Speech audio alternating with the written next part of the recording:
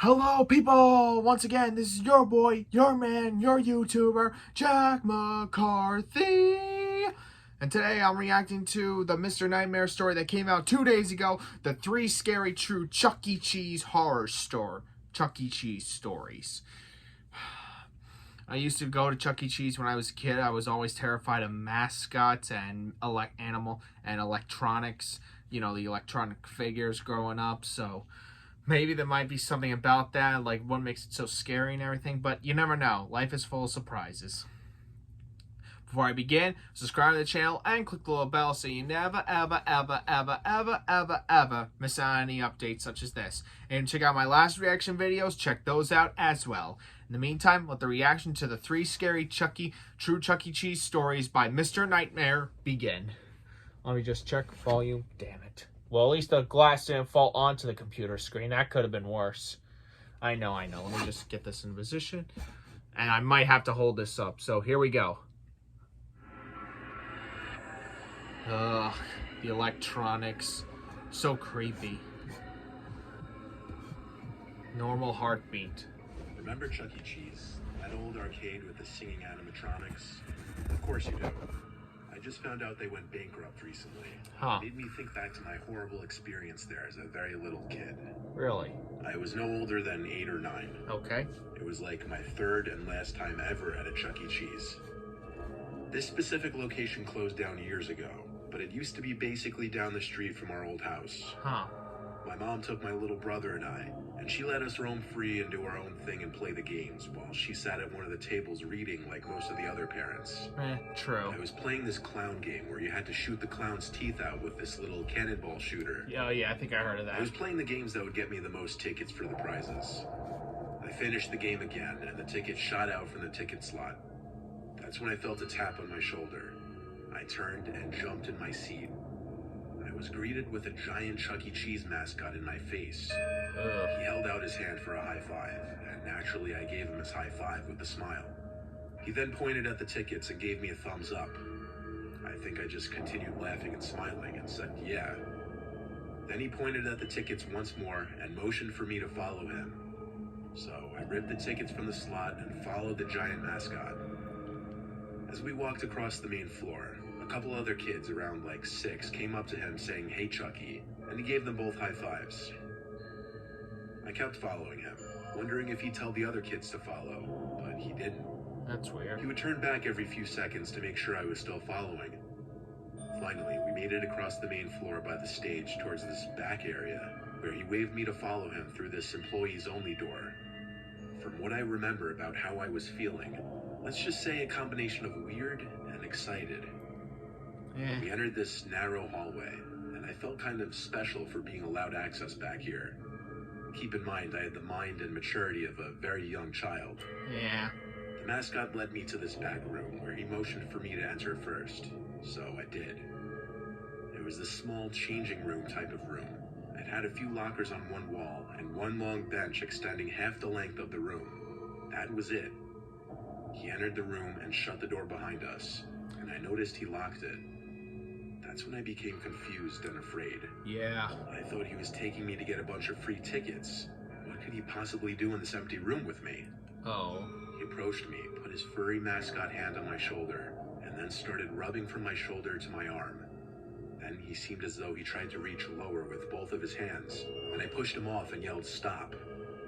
That's when the person in the suit lifted the mask off his head, revealing some sweaty, middle-aged man underneath. Oh, pedophile. He started to remove the rest of the costume from himself as he told me to be quiet. I sat there watching, shaking, and plotting my way for the door. When I thought he was distracted enough by the suit, I tried to run past him for the door, but he grabbed me and told me to stop. He offered me all the free tickets I wanted if I just behaved. I started to yell and pound on the door. He tried to cover my mouth, but I think he gave up when he realized it wasn't worth the risk for him. I unlocked the door and ran back down the hall in tears. I ran back to my mom, yelling at her about what just happened. She was distraught and went right to the front desk.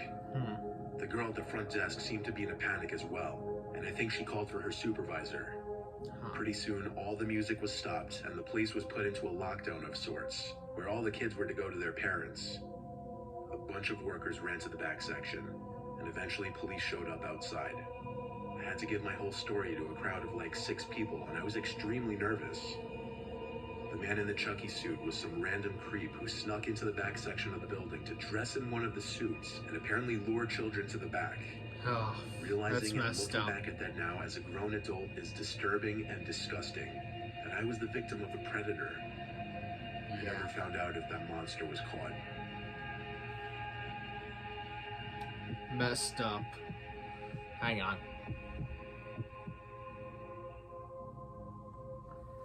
I used to work for Chuck E. Cheese very briefly when I was 21 years old. I was one of the janitors slash maintenance workers. I know, not very awe-inspiring. I was broke as hell and needed money. All my job really entailed was cleaning tables and keeping the play areas generally clean. Yeah. Sounds easy, but there was never really a time to just sit and take a breath. There was always something to clean or take care of. I would also be in charge of turning on and off the animatronics, opening the stage curtains, fixing busted arcade machines, and things of that nature. My shifts would always be later, from like 4 to 10 p.m. My location closed at 8 on weekdays and 9 on weekends. I would stay an hour, sometimes 2 hours after, to get the place in top shape ready for the next day. Yeah, that's good. So this one night, I was working past close like I usually did. Everyone had already left the building, including the other workers, so I was the last one in the building. I was dragging my cleaning cart around the arcade area. I had already turned off all the game machines. I was by that space-themed arcade machine where you had to press the button at the right moment to stop the light on the jackpot bulb. As I was passing by this machine, the space-themed music suddenly emits from the machine at a very loud volume, and all the lights start flashing again. I felt like my heart was in my throat. That's how much it startled me. I fiddled with my keys to access the control port of the machine to turn it off again. I'd never seen anything like that happen before. Yeah, It maybe it's suddenly a bug. just freaked me out. Only because I was all alone in that big building pretty late at night. Yeah. The weirdness didn't stop there, though. Huh. By this point in the night, I had already shut down the animatronics on the stage. So when I heard Chucky's pre-recorded laugh break the silence of the room, my heart started pounding again. The laugh was short and cut off. It almost sounded glitchy. I ditched my cleaning cart to go backstage and check on the animatronics. And I could see they were in their idle modes now, meaning they would move their limbs and heads around every so often. I would have to go to the control room to turn them off, but this was the second strange thing to happen that night. Huh. I started getting paranoid that someone else was in the building with me, but that thought was interrupted when I noticed that the Chucky animatronic was facing me, and its head angled down perfectly to look as though it was looking at me. It was bizarre. That's disturbing. Bizarre that I was finding it that disturbing. I'm not crazy, but for my own peace of mind, with my eyes on the Chucky animatronic, I walked past it, closer to the control room. I waited there for a few seconds, and then the animatronic spun 90 degrees to face me once more, perfectly. I swear it was once again looking right at me, and then the laughter emitted once again from the animatronic. But in a creepy, glitchy, cut-off manner, this time much louder, obviously because I was right next to it. I ran to the control room to hit the switch to turn everything off on the stage once more. I left the control room, and the Chucky animatronic was still facing the direction it was moments before. I left the stage through the curtain and just felt uneasy. I was starting to think maybe it was all just getting to my head. But that's when I heard the horrible laugh again come from the stage behind the curtains. That was the last straw. I took my card, clocked out, and left. I texted my boss the next day that I had to leave early because I was feeling extremely sick. He said it wasn't a problem, but he never mentioned anything about the animatronics being left on. And when I asked him if the animatronics had some kind of motion detecting feature to look at people, he said no, they didn't. I'm not the most superstitious guy, but I firmly have a believe mind I was of the their only own. presence in that building that night. And I don't mean there was another person in there. No, they have a mind of their own. It's just like the Happy Time Friends thing over again. Oh, hang on. This is a story from my childhood that I don't like to look back on too much. Okay. I was 13.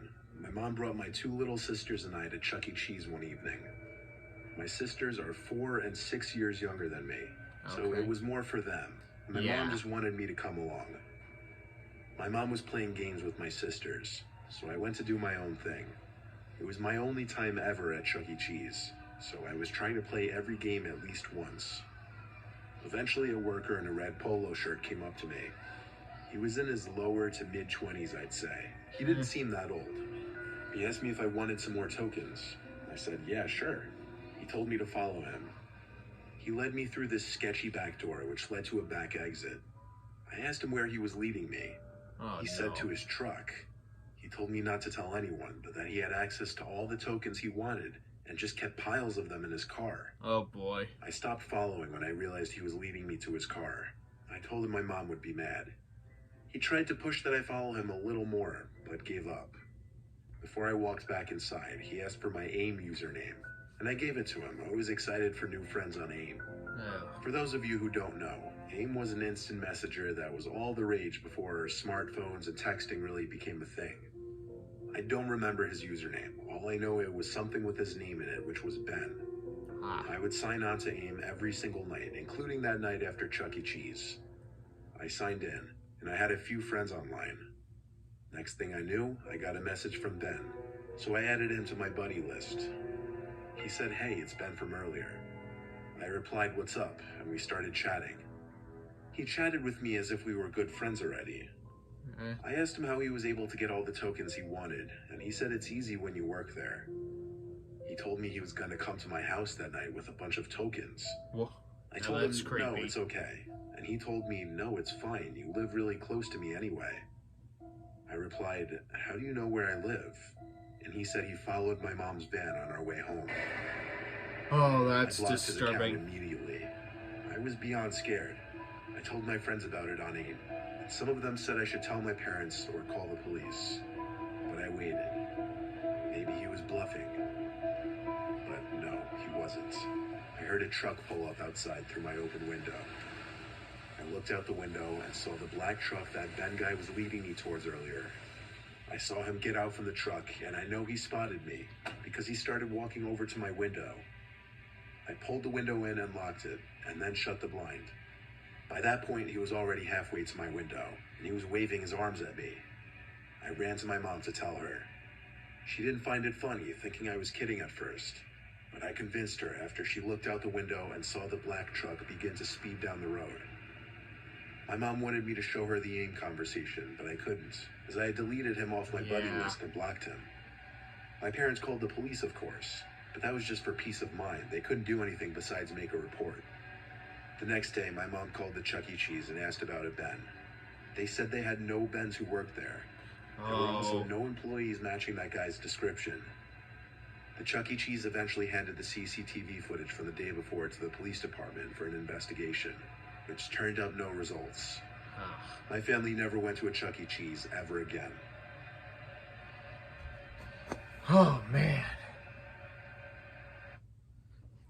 God, those stories were really scary.